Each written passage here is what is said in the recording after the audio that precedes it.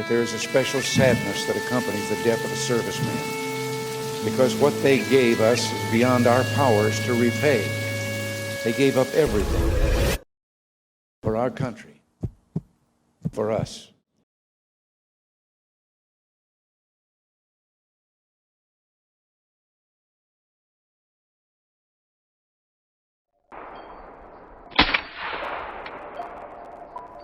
So let's pretend the apocalypse is here and you just burn up your last magazine of ammo that you zeroed all your rifles to.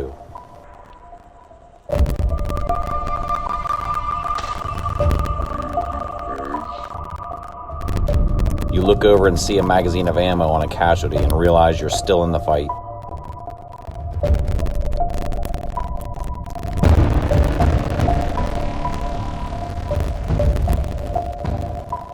Taking a second glance, you realize the magazine is loaded with Russian Tula 223. You're kinda grossed out, but it's better than nothing, right? As you contemplate throwing this ammo in the trash, you see an invading robot at roughly 300 meters pop up behind a berm who wants to be your new dictator. This soulless robot doesn't understand this is a constitutional republic, so you slam that magazine in your BCM and take aim with your usual hold for 300. At the end of your exhale, you squeeze that trigger, focusing on your sight alignment, and crack. I missed. What the I've taken this shot 1,000 times. You take a few more hasty shots because this utilitarian scumbag is closing in on you fast.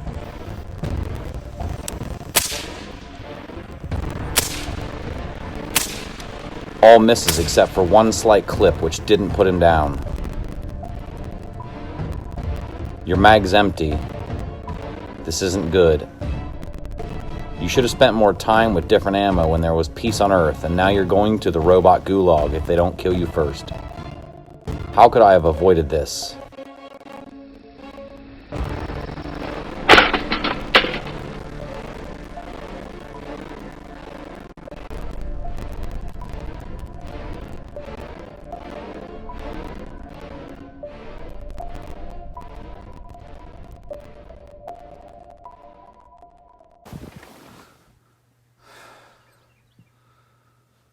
It was just a nightmare?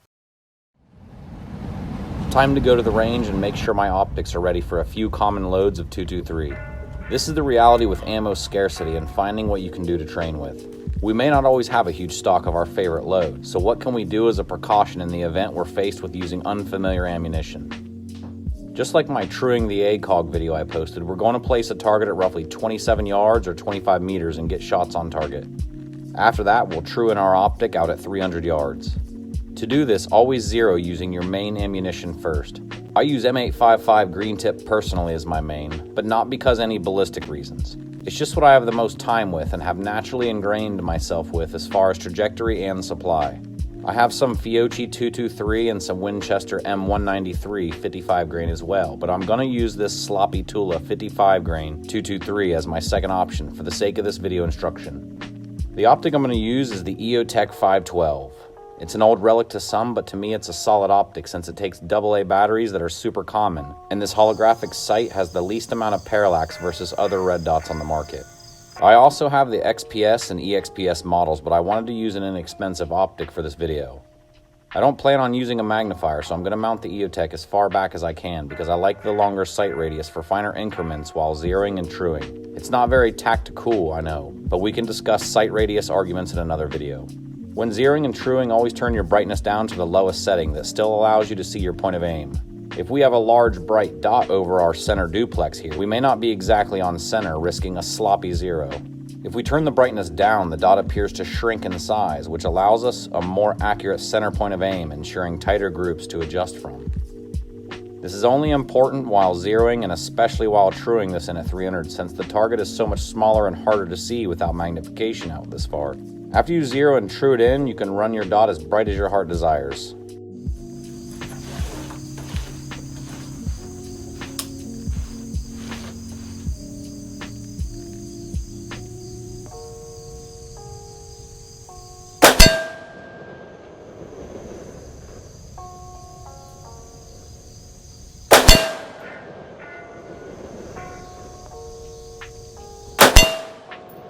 After taking my first 3 shots, they are pretty close to center. EOTECH says they factory zero their optics on a rifle to ensure bore alignment before they ship, and it seems to be pretty close. I'm not sure if I pulled a bit to the left, so I'll only adjust 2 down for now, since I'm usually a bit high at 300 using a 25 meter zero. I realized while editing this that I actually adjusted 2 up instead of 2 down on accident, which explains why I'm so high on my 300-yard target after this. Now that I think I have my correct adjustments made, I'm going to shoot at my 300-yard target to true this bad boy in again using the same M855 green tip ammo. At this distance with no magnification, it's hard to ensure I'm aiming dead center, so I spray a black circle at least 4 inches or 4 MOA in size at this distance as my point of aim. The 1 MOA EOTECH center dot will cover 3 inches on a 300-yard target, so I spray a 4 or 5 inch black circle as my point of aim. Any smaller and my dot would cover the black circle and I wouldn't be able to ensure an accurate tight group. These shots should be a bit high since I used the 27 yard / 25 meter zero like I showed in my ACOG TRUING video.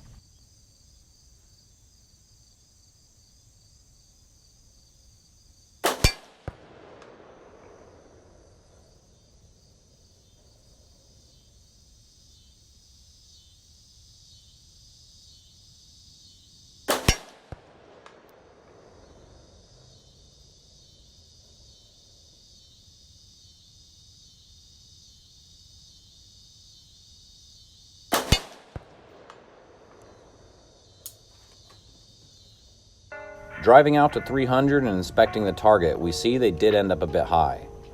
If we roughly measure this target, which is 12 inches across, I need to come down 5 inches and right roughly 2 inches. Now at the time of filming this, I had a moment of ignorance and thought that EOTECH had a 1/4 MOA adjustment at 100 yards. The EOTECH actually has 1/2 adjustments at 100 yards, and at 300 yards, these actual half MOA adjustments become 1.5 MOA, or 1.5 inches roughly each click out this far. I should have adjusted down 3 clicks, equaling 4.5 inches down. But I adjusted 5 clicks down based off of my own error, which is going to bring me down almost 8 inches. Luckily, I only came 1 click right because I didn't want to jump my adjustment too far over the center line onto the right side.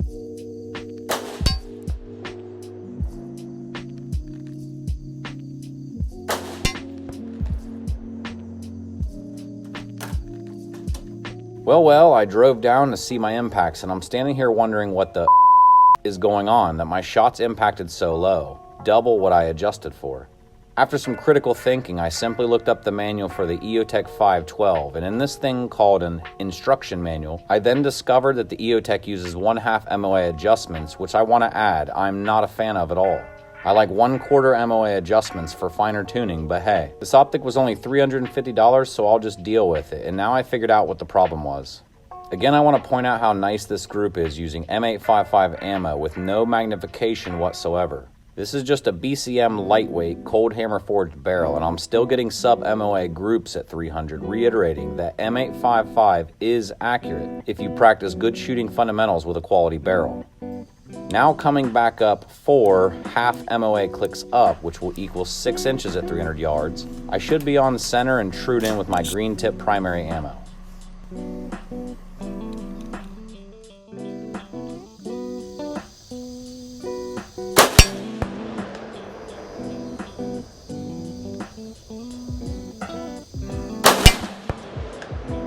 It's getting a bit hard to see with moisture in the air from incoming rain, but I want to quickly double check these final adjustments at 300 and then switch to my Tula 223 rounds.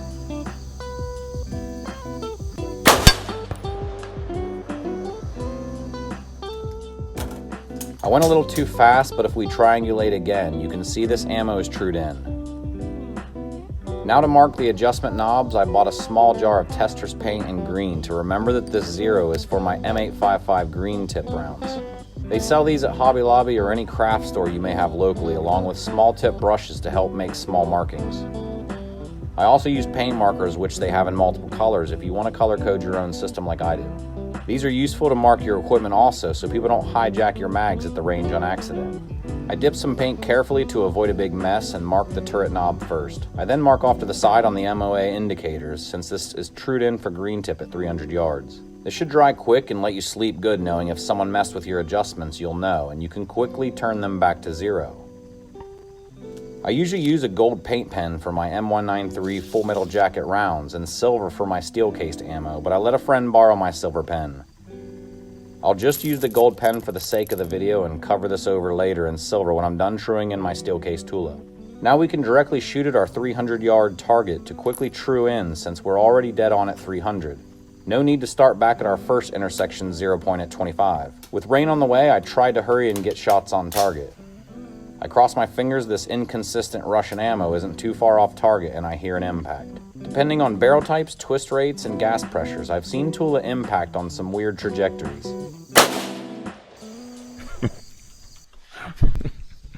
Bummer. It's not only off target, but it caused a serious malfunction. Just lock your bolt to the rear, remove the magazine, and pop that casing out. The extractor will sometimes rip the lip off of the casing during cycling and will leave the fired casing in the chamber. Always keep a rod kit handy. You can pick these up for $5 at a military surplus store. After the casing gets stuck in the chamber, the rifle then tries to reload the next round, sometimes damaging the next round on the reload. This is especially a risk when running suppressed since the higher gas blowback sends the bolt carrier back faster, ripping the casing lip with your extractor. Fast reset triggers will also do this with Tula quite often from cycling too fast. Steel casings are also not as soft as brass casings, so the friction when sliding back out of the chamber doesn't help. Now a quick cycle test out to 300 for malfunctions.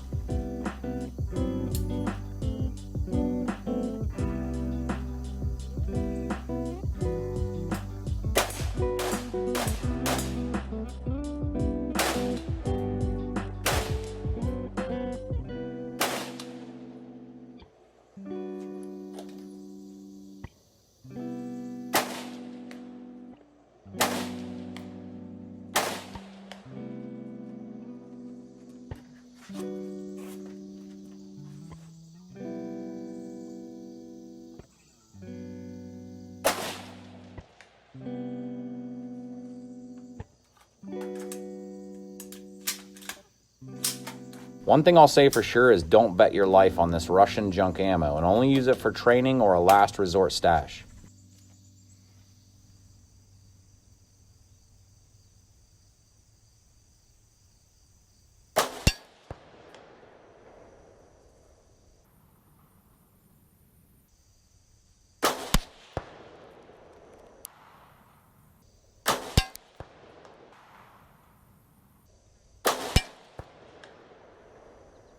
You can see how large this shot group is compared to the quality Federal 5.56 green tip ammo I use. If we triangulate this sloppy Russian blaster group, we would need to come up maybe 1 click, which out here is 1.5 inches, and left 2 clicks, which will be 3 inches at 300, to true in this Tula 223. Unfortunately, due to rain coming in, I had to stop here. Now I can adjust my turrets accordingly, and remember, if you don't have a tool or screwdriver handy, you can also use a shell casing to turn these knobs. Now I grab my paint marker and place a dot for my Tula 0 and I'm good to go. Now I can quickly switch between 2 different round types on the fly. I do this with my other optics as well, like the AccuPoint 1-6 from my other video. I wanted to do one last group to ensure a good truing at 300 with the Tula, so I actually came back the next day and had to repeat this whole process over. This time I brought a magnifier and moved the optic forward, which means I had to re-zero at 25 and re-true at 300 with my green tip first. My target I had to set inside of a box to keep dry from the rain, or this paint method would have been useless. With the rain, my view wasn't the greatest, but I got the job done anyway. I simply scratched off my old markings from the day before and remarked them with the green paint after truing my M855 green tip rounds first. After this, I repainted and shot directly at the 300 to true in this sad sack of Tula I like to punish myself with. If you have the chance to do this with a magnifier, I strongly suggest it just to ensure a good center aim, especially for those of you with bad eyesight. The EOTECH positioned forward wins in this case, so I can utilize a magnifier for a precise, consistent point of aim. I have good vision and I would still suggest doing whatever you have to do for a proper truing. Once this is done, simply remark your dial knobs with the second color you choose for your ammo type. Don't settle with a lazy 0. True your optics in always. Now once you finish this process, go shoot further than 100 yards and shoot from different positions. I'm gonna do a 36, 36, 100, 200, 300. We can't carry a bench rest around with us in the event some danger emerges. Benches are great for zeroing and especially truing, but after that go to realistic unsupported positions and practice. Real threats also don't make noise when impacted, so you need to be sure you're hitting accurately.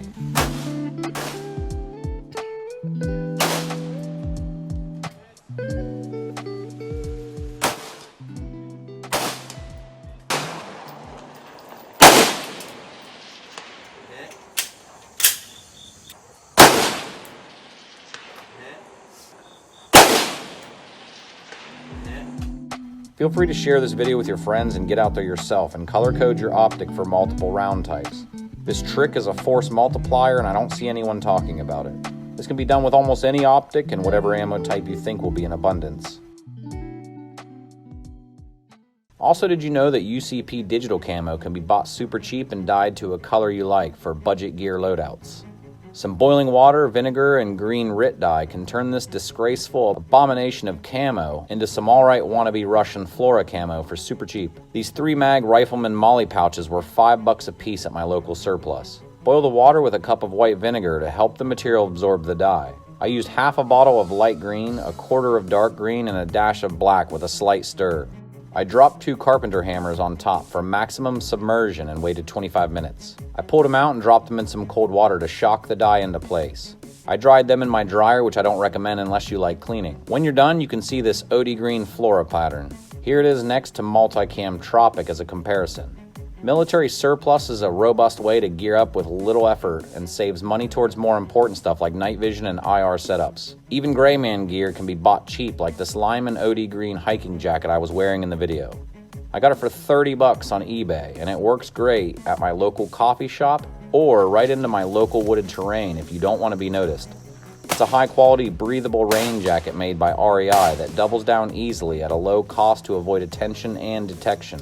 It worked perfect on this rainy day as I tested out my 512 for durability. Quit letting bad weather and mud dictate your training. Go practice around unorthodox terrain. The real world won't be set up like a perfect shooting range, so work with whatever landmarks are around you and make do. Even if you get stuck like I just did, adapt and overcome. Carry on and get those hits. Go get wet, get tired, and get hungry. Can't get in there, but it was badass until that, man.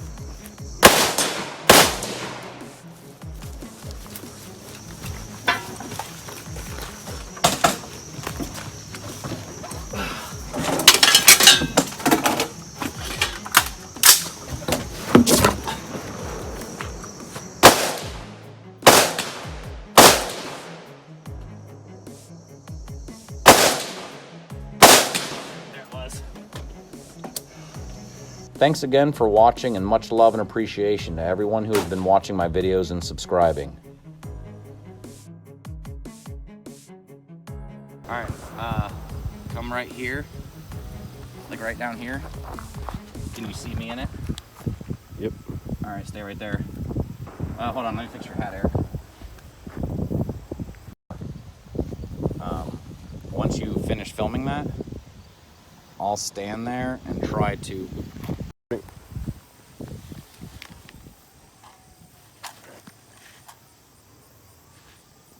Alright, hit pause. Recording.